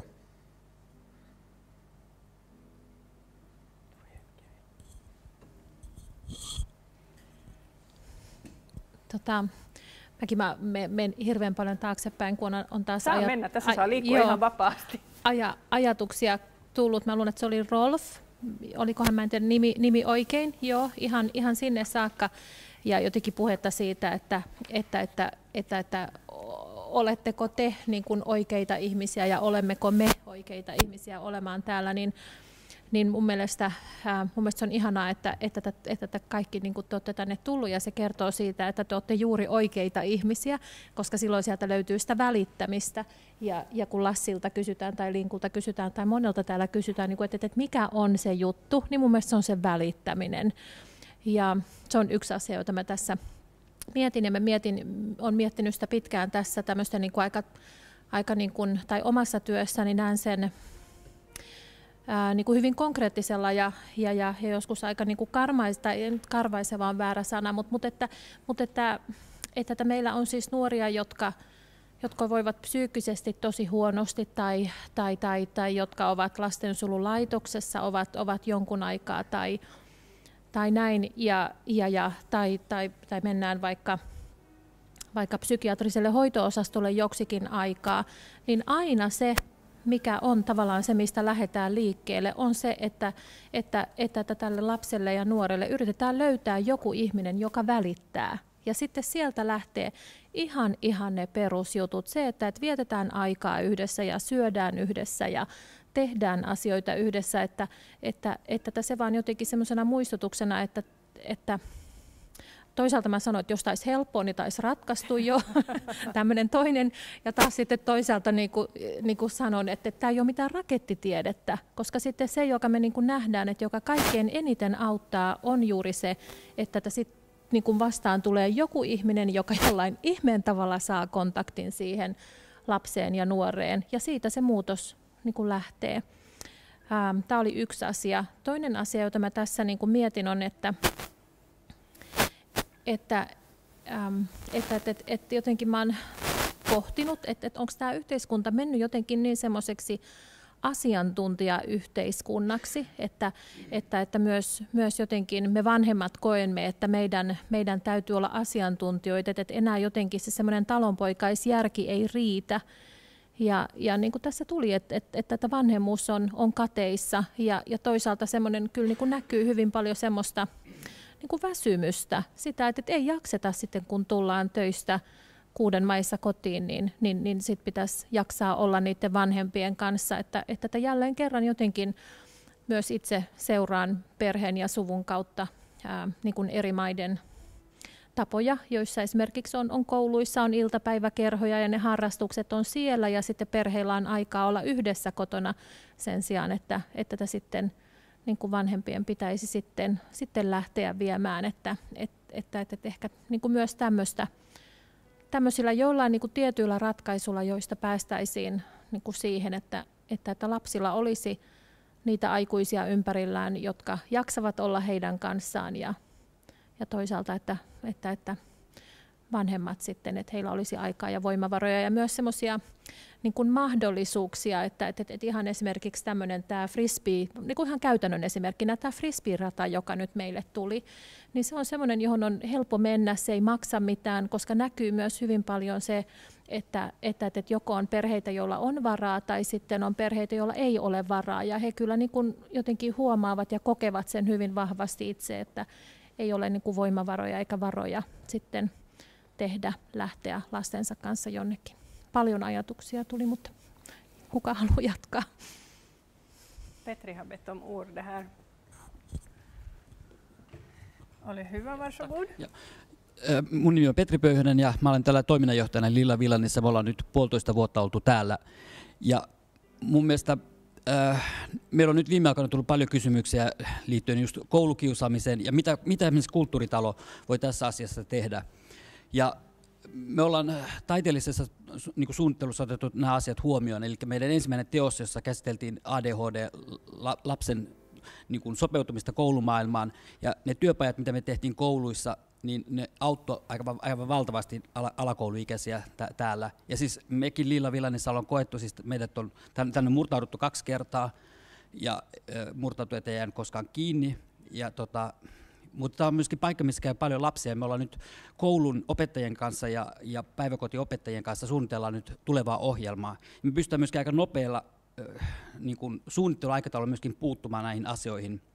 Me yritetään täksi kevääksi esimerkiksi saada semmoinen kuin tämmöinen biisintekotyöpaja nuorille, jotka tulee vapaaehtoisesti tänne kirjoittaa tekstejä omista ongelmistaan, ja sitten siinä on 5 hengen bändi, ne säveltää siinä yhdessä lasten kanssa sen musiikin, se nauhoitetaan, ja sitten tämä lapsi saa siitä omasta kokemuksestaan sen CD-levyn, ja sitten tehdään Yle Areenaan vielä dokumentti. Ja niitä työpajoja nyt aika nopeasti yritetään saada vielä täksi kevääksi tänne Sipooseen käsittelemään näitä aiheita.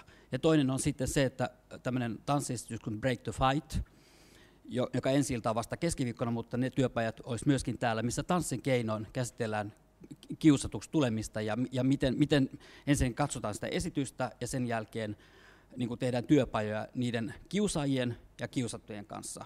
Ja yritetään päästä niistä ongelmista yli. Mä en ole vielä nähnyt, koska se on vasta ensi keskiviikkona. Mutta nämä olisi niinku semmoisia taiteen keinoin yritetään ratkaista näitä ongelmia täällä Sipoossa. Mä itse kanssa asunut monta vuotta Sveitsissä, pienessä kylässä, ja jotenkin mä koin, että tämä on tämmöinen pikku Sveitsi täällä, mutta sitten jotenkin nämä asiat, mitä täällä tapahtuu, on kauhean hämmentäviä, että näin pienessä yhteisössä tapahtuu tällaisia asioita. Ja mun mielestä tämmöisen meidänlaisen kulttuuritoimijan, niin me halutaan ainakin teosvalinnoilla puuttua ja yrittää ratkaista niitä ongelmia ennaltaehkäistä, mutta sitten myöskin puuttua välittömästi ja luoda joku keskusteluyhteys. Ja se on mun mielestä ollut täällä erittäin hyvä, että esimerkiksi kulttuuripalvelu ja opetuspuoli on kontaktoinut meitä, koska ne sanoo, että heillä ei ole aikaa eikä resursseja, mitä me voidaan tehdä, onko teillä kokemusta, antakaa meille vinkkejä. Ja kyllä ne rahat löytyy jostakin, että meillä oli just täällä tuo juoksuhaudan tie, ja opettajat sanoivat, että ei ole rahaa, ei meillä ole varaa, ei meillä ole mitään. Me kontaktoitiin sitten vaikka osuuspankkia ja sanottiin, että maksakaa näille lapsille teatteriesitys. Niin osuuskauppa maksoi kaikki liput, ja nyt näyttelijät on kiertänyt sitten näissä luokissa keskustelemassa tästä aiheesta, että ei se ole rahasta kiinni, ja niitä asioita voidaan saada aika nopeasti. Ne tapahtuu 2 viikossa. Ei tarvita suunnitella puoli vuotta tai vuosi, jos meillä on vaan niin kuin oikeat yhteydet. Et mun mielestä Sipoossa nämä asiat on siltä osin aika hyvin. Niin, ja sitten näiden niin kuin tilaisuuksien jälkeen on se sitten biisin tekemistä tai tanssiesitys, elokuvaesitys, niin sitten on kuitenkin se luonnollinen niin kuin pohja, josta lähteä keskustelemaan, ei ehkä kaikkien kanssa, mutta edes jonkun kanssa. Niin kuin tässä puhuttiin aikaisemmin, tarvitaan vain yksi ihminen, eikä sen tarvi edes aina olla aikuinen, niin kuin Lassi sanoi, että joskus se on se kaveri, joka ottaa susta kiinni ja sanoo, että hei, tuu mun kanssa tuolla Lilla Villanissa tapahtuu hyviä juttuja. Ja siitä voi avata sitten niin kuin ihan uusi tie. Jag tror att Rolf hade bett om ordet för en stund sedan. Så. Ja, jag skulle gärna säga att vi har nu suttit och diskuterat en kvarttimme på det här, att skulle det finnas en möjlighet att sätta en kvarttimme på att diskutera lite framtiden och se vad vi skulle kunna göra. Vi har ganska noga gått igenom vad som har hänt ungefär i stort sett, och vi vet trenden åt vilket håll det går. Och då borde vi kanske sätta oss ner och lite tänka vad ska vi göra för att kunna få en förändring på det här.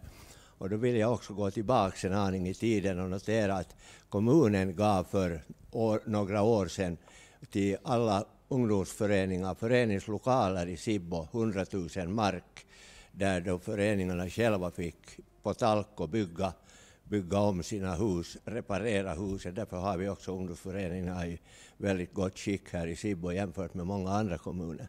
Men kommunen satsade 100 000 varje år på det här. Folk samlades till Talko, och på Talko kunde man prata om allt möjligt och vara i fri samvaro där. Och ofta så var ungdomarna kom med på de här talkorna, för de ville också vara med och förverkliga det, så där de skulle sen kunna fördriva sin fritid på i framtiden. Och kunde det vara någonting som man skulle tänka sig att kommunen skulle satsa på. Jag tar bara hastigt ett exempel, en skatebana som ungdomarna själva skulle få planera, själva bygga, men kommunen skulle satsa de här medlen på det. Det finns mycket annat som man kan hitta på. Men att de här pengarna som man tog bort från ungdomsföreningarna, lokalerna, så jag tror att det var en dålig satsning att ta bort pengar för sådana ändamål. Man borde hellre satsa lite på det här, på den här sektorn, och få ett talkoarbete igång, men dock med kommunens insats i ekonomin. Tack.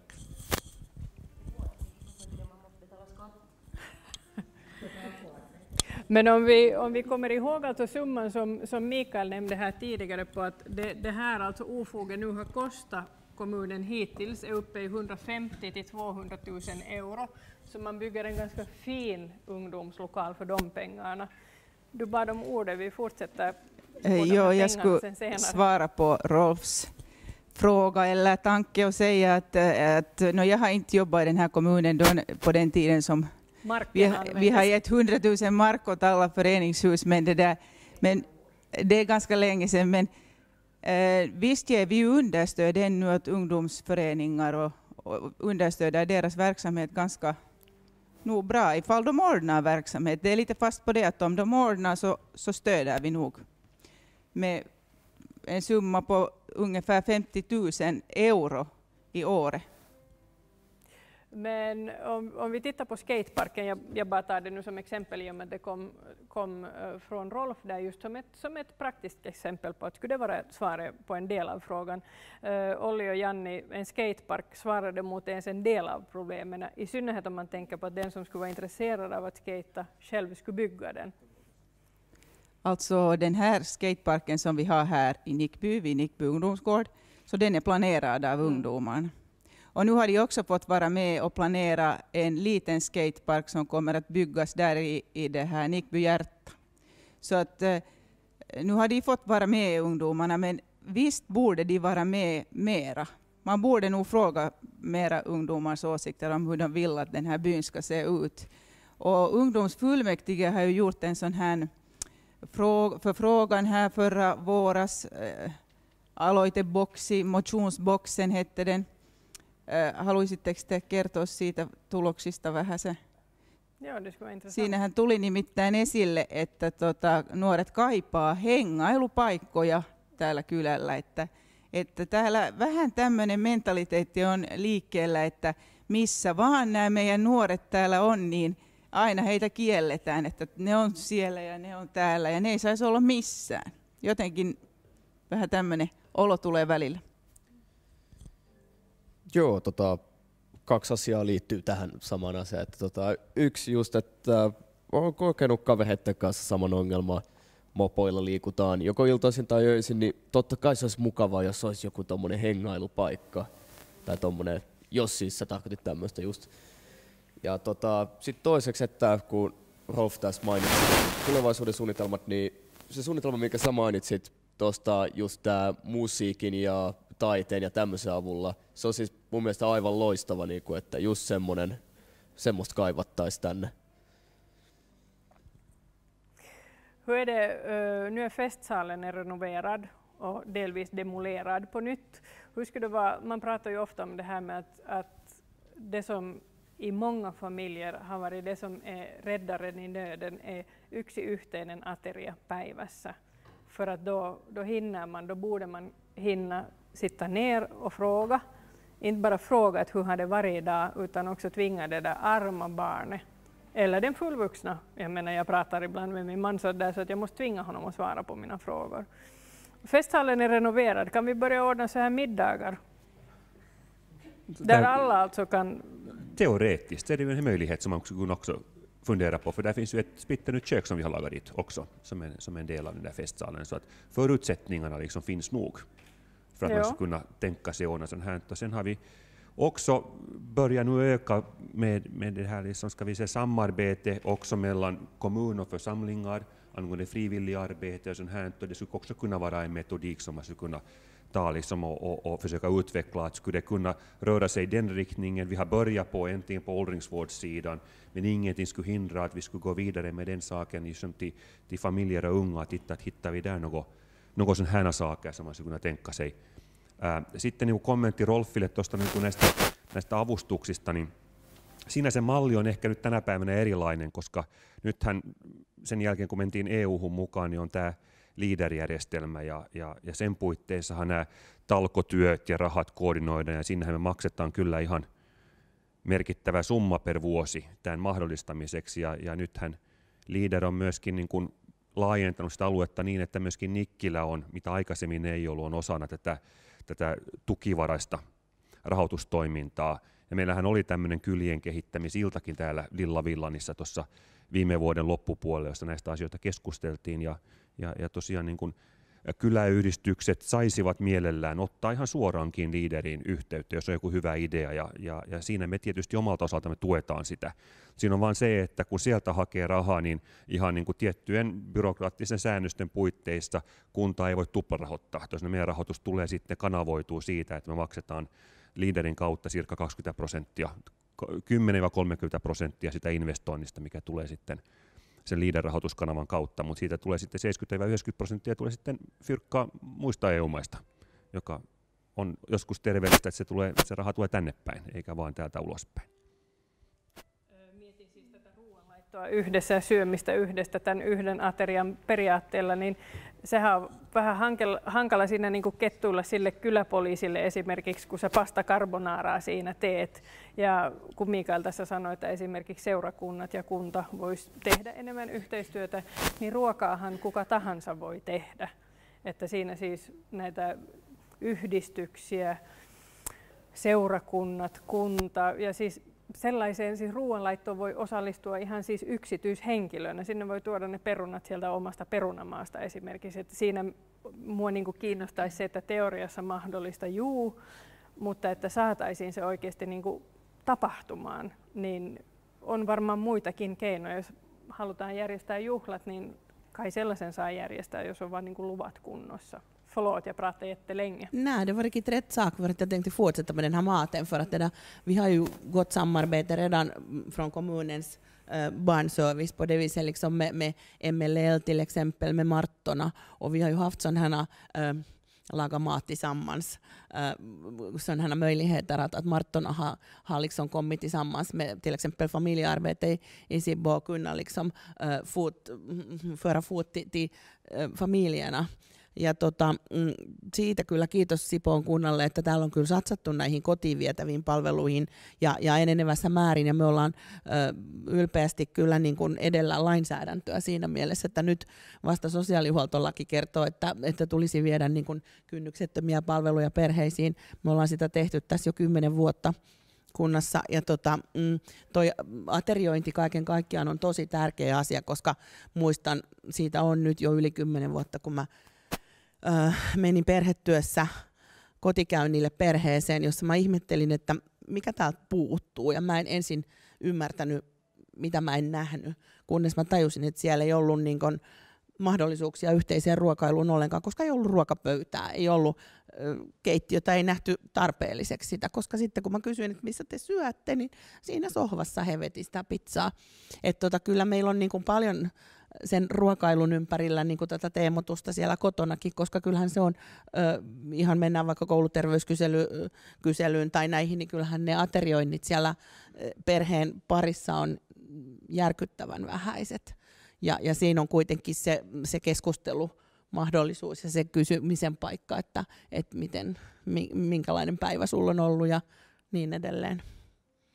Ajattelin sitä, Mikael här i sitt inledande anförande sa att ett av målen med den här första kvällen är att bygga framåt mot någonting som skulle kunna vara en gemenskap som är större än i familjen, utan att det skulle bygga på hela byns gemenskap. Så jag menar, Petrin kanssa voi varmaan keskustella siitä, että tähän voi rakentaa pitkiä pöytiä. Sitten me järjestetään jollain tapaa se, että mistä me saadaan ne pastat ja kinkut, mitä me siihen tarvitaan. Ja just, että niin kuin sisäänkäyntejä olisi niin monta, että ehkä jopa ne perheet, ne lapset, jotka ei yleensä käy tällaisissa tilaisuuksissa tai vastaavissa, tulisi. Ja sitten se on meidän yhteinen vastuu järjestää se ilta sellaisena hetkenä, kun hengailupaikkaa tarvitaan. Tiedetään, että tulee kesä ja perjantai-iltana ei ole mitään tekemistä Nikkilässä. Förlåt Patrik, jag pratar jättelänge igen. Joo, eli takaisin tähän ilkivaltaan, jos mennään, niin jos mietitään vielä pajakouluaikaa, niin pajakoulu nuorten kanssa käytiin korjaamassa päiväkotien pihoilla olevia leikkitelineitä sun muita. Tehtiin päiväkodeille erinäköisiä leluja. Ja siinä samassa niin vähenikin ilkivallat päiväkotien pihoilla, koska nämä nuoret, meillähän oli nämä villit nuoret siellä niitä tekemässä, niin ne kanssa katsoi, ettei niitä kukaan rikkonut, koska mehän oltiin ne tehty. Toimi todella hyvin. Nuoret sai vastuuta ja otti sitä. Sama oli se, meillä ei ollut mitään siivoja, ei mitään siellä, kaikki hoidettiin itse pajakoulussa, niin jos vieraita tuli, niin kyllä ne katsoi, että kengät jäi eteiseen.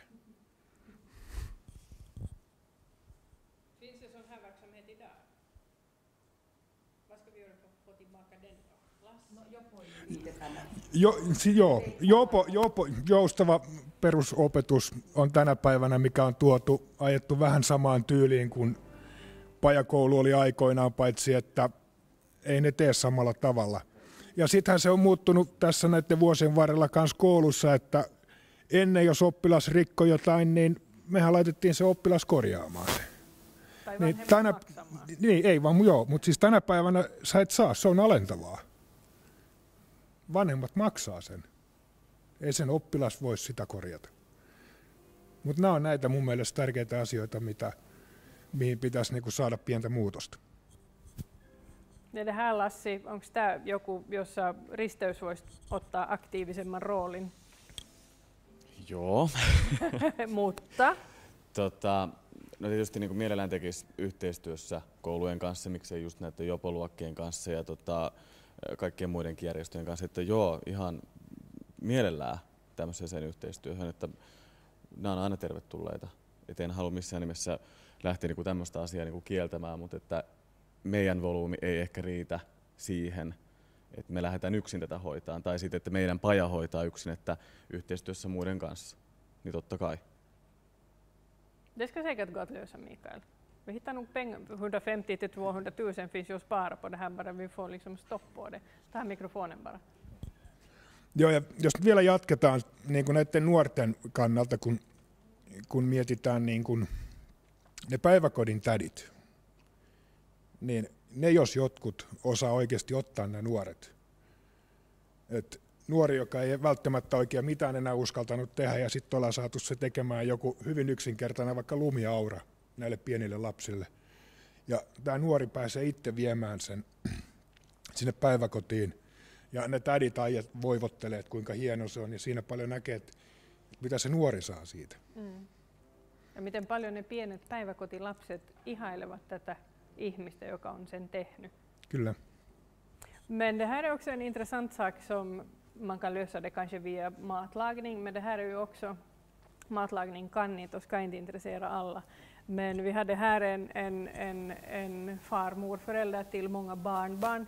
Det här är ju också ett sätt där det finns säkert många människor som är väldigt händiga, som skulle vilja lära ut hantverket, det vill säga till exempel ställa upp i en verkstad och visa helt alltså de elementära sakerna hur man gör. För det jag också kanske tycker, nu är jag, som jag sa, jag är inflyttad i Nickby. Inte har vi någon far eller morföräldrar här som skulle kunna umgås med våra barn till exempel. Och då de blir lite större så skulle jag vara jätteglad om det skulle finnas alltså någon som är äldre än jag, som inte är direkt deras förälder, som skulle kunna lära dem saker. Jag menar, om jag skulle ställa mig i en verkstad, det skulle inte bli något av det, vet ni.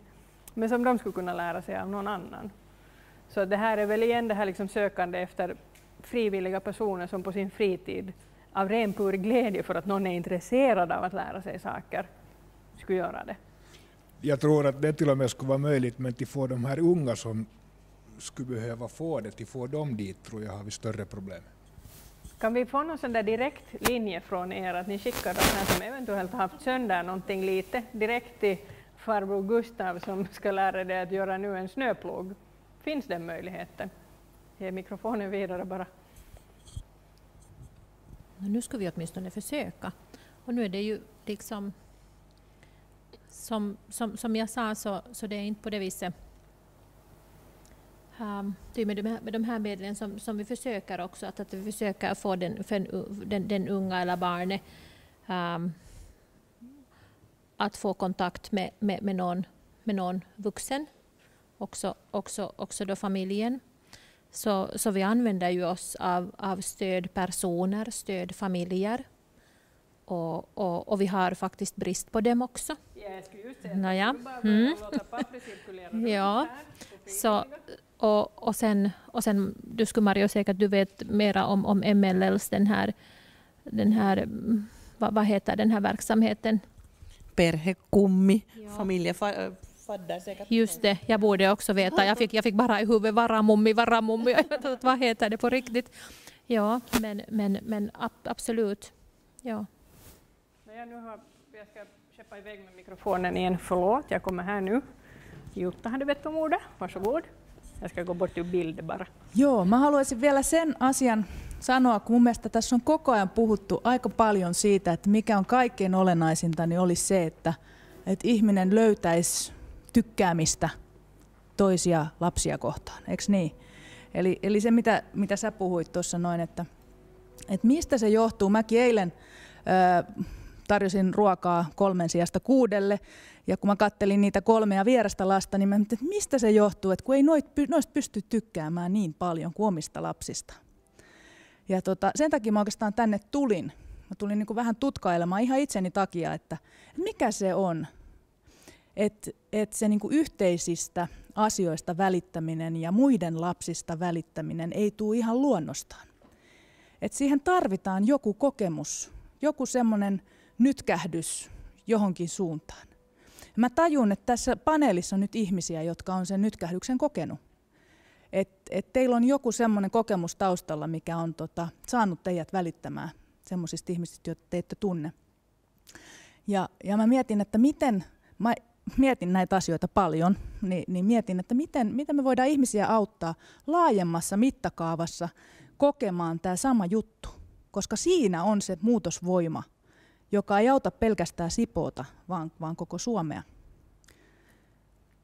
Koska siitä on puute. Vi har någonting vi måste fundera på till nästa gång, eller hur? Kyllä, just det. Nu ska Mikael snart få förbereda ditt avslutande anförande. Kristel bad om ordet. Men vi behöver ju inte heller uppfinna saker och ting på nytt. För jag menar, det finns ju skolfarfar och skolmorfar. Kan man inte via det systemet liksom utveckla mera det här att om skolfarfar och skolmorfar är duktig på att slöjda så sköter man den liksom redan inom skolan vidare. Just med den här logiken som vi hade om att både hitta hantverket men också hitta ansvaret. Och kanske föra barnen, jag menar redan innan de har söndrat någonting, bara liksom att visa på dels att det här har hänt senaste veckoslut, att vet ni vad det här kostar? Sen ska man ju inte liksom få någon att känna sig skyldig, men jag tror att det är precis som Patrik sa här tidigare, ingenting är längre värt någonting, för det är alltid någon annan som betalar, att är det inte mina föräldrar, så jag tänkte säga så är det du som betalar det, men det är ändå vi som betalar det. Så för det är ofta en ögonöppnare, det är en liten nytkähdys, vaikka puhutaan rahasta, att helt plötsligt inse att då den här klätterställningen på mitt barns dagis är sönder i 4 månader, så är det jättetungt för de här barnen, och då handlar det bara om ett trappsteg som är sönder. Och det är sånt här man kanske inte alltid tänker på, för att man själv inte är den som använder den där klätterställningen. Förlåt Olli. Ja, det där, om jag får hoppa snabbt lite bakåt, en snabb fråga. Det här jag grubblar över jättelänge. Det här, du nämnde skolmorfar och skolfarfar. Och om jag rätt kommer ihåg togs det här användning just då när jag gick ut lågstadiet, och min lillebror har talat alltid att det finns någon skolmorfar i skolan. Vad är en skolmorfar? Vad gör en sån person? Det är en vuxen människa som kommer med in i klassen som en vuxen äldre människa. Det kan vara mormor och farmor också, det är liksom beroende på om det är en dam eller herre som gör det. Men den är inte en assistent, den är inte en lärare, utan den finns till för barnen. Sitter ner, lyssnar, de läser sagor, de kommer att berätta hemlisar, de kommer att få en kram. Och de facto så fanns det i kyrkobyn nog när du gick där. Fanns det? Ja, skolmorfar. Jag kommer inte ihåg. Du har inte berättat hemlisar och inte krama honom. Nåja Mikael, klockan är 7:30. Jag har lovat att vi ska avrunda just. Nu ska vi här inför denna församling, det här kanske kommer lite överraskande för dig nu. Ja, nu vill du att jag ska lova någonting fyllt någonstans. Jaha. För det här var ju första kvällen nu. Nu har vi bara börjat genom att lite sondera att det finns en vilja att nytkähtää eteenpäin, som Jutta sa. Nu är det vår uppgift att ta det där följande steget för att det här ska ta ett steg framåt. Vad ska vi göra? Ja. Alltså, om jag nu lite sammanfattar för så tankar och såna funderingar som har liksom kommit ur den här diskussionen, ajatuksia, mitä tästä keskustelusta on herännyt, niin selkeästi kysymys on, niin kuin, mitä mun mielestä kaikista puheenvuoroissa on tullut esille, on niin kuin osittain niin kuin välittäminen tai välittämisen puute. Se on niin kuin selkeä asia, mikä näkyy. Toinen, mikä mun mielestä tuli voimakkaammin jotenkin tässä loppupuolella esille, oli myöskin jotenkin se yhdessä kokeminen, ja siihen kytkeytyy jollain tavalla tämmöinen yhdessä tekeminen. Olkoon se sitten tosiaan se, että tekee jollekin jonkun lelun tai joku yhteinen kokemus tai joku muu sellainen tai yhteinen niin kuin, illallinen, jossa näkee. Et mä luulen, että myöskin toistensa tunteminen. Att om vi tänker på en by och liksom med tanken på att det krävs en by för att uppfostra ett barn, så först måste man liksom känna sig tillhörighet till byn, man måste börja känna byabor. för när man känner människor så är det svårare att göra saker liksom, och förstöra. Och sen vet man också sakteliga, eventuellt säga att kommer du ihåg vi träffades då och då, nu hade vi en så här märklig grej att det skulle kunna vara bra om du skulle liksom ta och kolla den här saken lite noggrannare. Och jag tror att det finns möjligheter för att vi ska kunna börja göra saker gemensamt. Men då krävs det att vi liksom alla måste vara med. Det kräver just till exempel några modiga föräldrar som skapar en sån här, liksom till exempel en sån här stödgrupp för andra föräldrar. Och våga liksom lite gå ut och våga liksom komma fram med sina upplevelser och via det ta människor med. Kunnan puolella meillä on taatusti niin kuin miettimistä siinä, että vielä pyrkiä niin kuin yhdessä muiden toimijoiden kanssa luoda sellaisia tilanteita, joissa me voidaan tehdä yhdessä asioita. Koska mä uskon myöskin siihen, että mitä Linkkukin tuossa sanoo, että sitten kun on ollut tekemässä jotain, niin siitä tulee tämmöinen niin kuin omistamisen tunne, eikä sitä ei sitten enää halua turmella. Mutta välinpitämättömyys on sitä, että millään ei ole mitään väliä, jolle ei ole ollut osallisena sen syntymiseen. Ja mehän ei niin kuin edes juridisesti pystytä lähteä hyvin voimakkaasti niin kuin rankasulinjalla siinä, jolla niin kuin ennaltaehkäisevästi kokemusten kautta varmasti tämä homma pitäisi lähestyä. Ja itse mä ainakin oman niin kuin reppuuni tästä illasta tulee kyllä se, että meidän pitää nyt niin kuin miettiä, että millä tavalla me saadaan tämmöisiä yhdessä tekemisen kokemuksia, joilla niin kuin tämmöisen niin kuin välittäminen lisääntyy ja myöskin niin kuin toistensa tunteminen ja sillä tavalla pikkuhiljaa semmoinen yhteisöllisyyden tunne saataisiin voimakkaammin tänne mukaan. Vi borde kanske liksom ha en så här diskussionskväll efter ett antal månader igen. Veckor. Och se om vi har kommit vidare. Vi måste göra något däremellan. Ja, kyllä. Så att om det går in i det, vi borde komma med några funderingar vi ska göra. Sen borde vi börja verkställa några saker och sen borde vi titta liksom att liksom och helt tycker också öppet med kameror och redigt se och säga att, liksom att funkar det här, funkar det inte, har vi gjort tillräckligt, inte gjort tillräckligt, vad gick fel, vad gick rätt och reflektera över det här och sen kunna ta ett nästa steg. Jag pratar mycket om det här liksom ihmisen kokoisia askeleita. Nyt pitäisi tästä saada yksi ihmisen kokoinen askel oikeaan suuntaan tämän, niin kuin tämän yhteisöllisyyden ja turvallisuuden tunteen kasvattamiseksi ja välittämisen lisäämiseksi ja sitten katsoa, että onko tämä oikein vaiko ei. Tämän tyyppisiä ajatuksia ainakin itselle tästä illasta nyt on herännyt. Jag tittar nu på er alla, jag tittar på er som sitter på den här sidan och på den här sidan. Oavsett vad vi två nu smider ihop tillsammans med er, vi kommer att använda er som experter som sitter på bägge parter. Så hur många av er är liksom villiga att engagera sig, att komma med på, låt säga att vi gör en jättepicknick, är den sen i festsalen eller är den här eller var som helst. Hur många av er kommer med? Det här är ju helt jättebra. Hej! Men då gör vi så, vi kan säkert lova att vi kommer med ett förslag på vilket vårt följande steg är. Jo. Och vi är alltså jättepublika med det, men Sibbo kommun kommer att berätta det och Östnyland kommer att berätta det. Vi går ut i medierna med det som vi kommer att göra ett officiellt löfte om att det här kommer att verkställa. Ja. Men sen behöver vi en reflektion och sen kommer vi antagligen också att utmana lite så här som man i olika såna utmaningar gör, att alla med. Ja. Och så här. Och ni får gärna tipsa förstås kaikkia teidän niin kuin, tuntemianne henkilöitä. Voiko niistä olla siis suoranaista hyötyä tai olisiko se vain hyvä, että he olisi mukana? Som Lassi sa här tidigare, att ibland så behövs det bara en kaveri som säger att kom med hit. Att det här är pasta carbonara är nu ett skämt bara, men att vi donar mat, att det är inget allvarligt utan det kan bara vara roligt. Så om vi kommer med ett förslag så hoppas vi att ni som nu satt upp handen åtminstone är med på det. Så bygger vi vidare på det här fröet. För jag har nog en känsla av att också de som inte är här, men att många i Nickby saknar den där känslan av att det inte bara är tryggt att bo här utan det är roligt att bo här för att här bor så fina människor. Sen får vi se om vi vill ha hit de där 3000-4000 nya. Jo, nej men det är klart vi vill. Jag tycker att vi ska ge oss själva en applåd.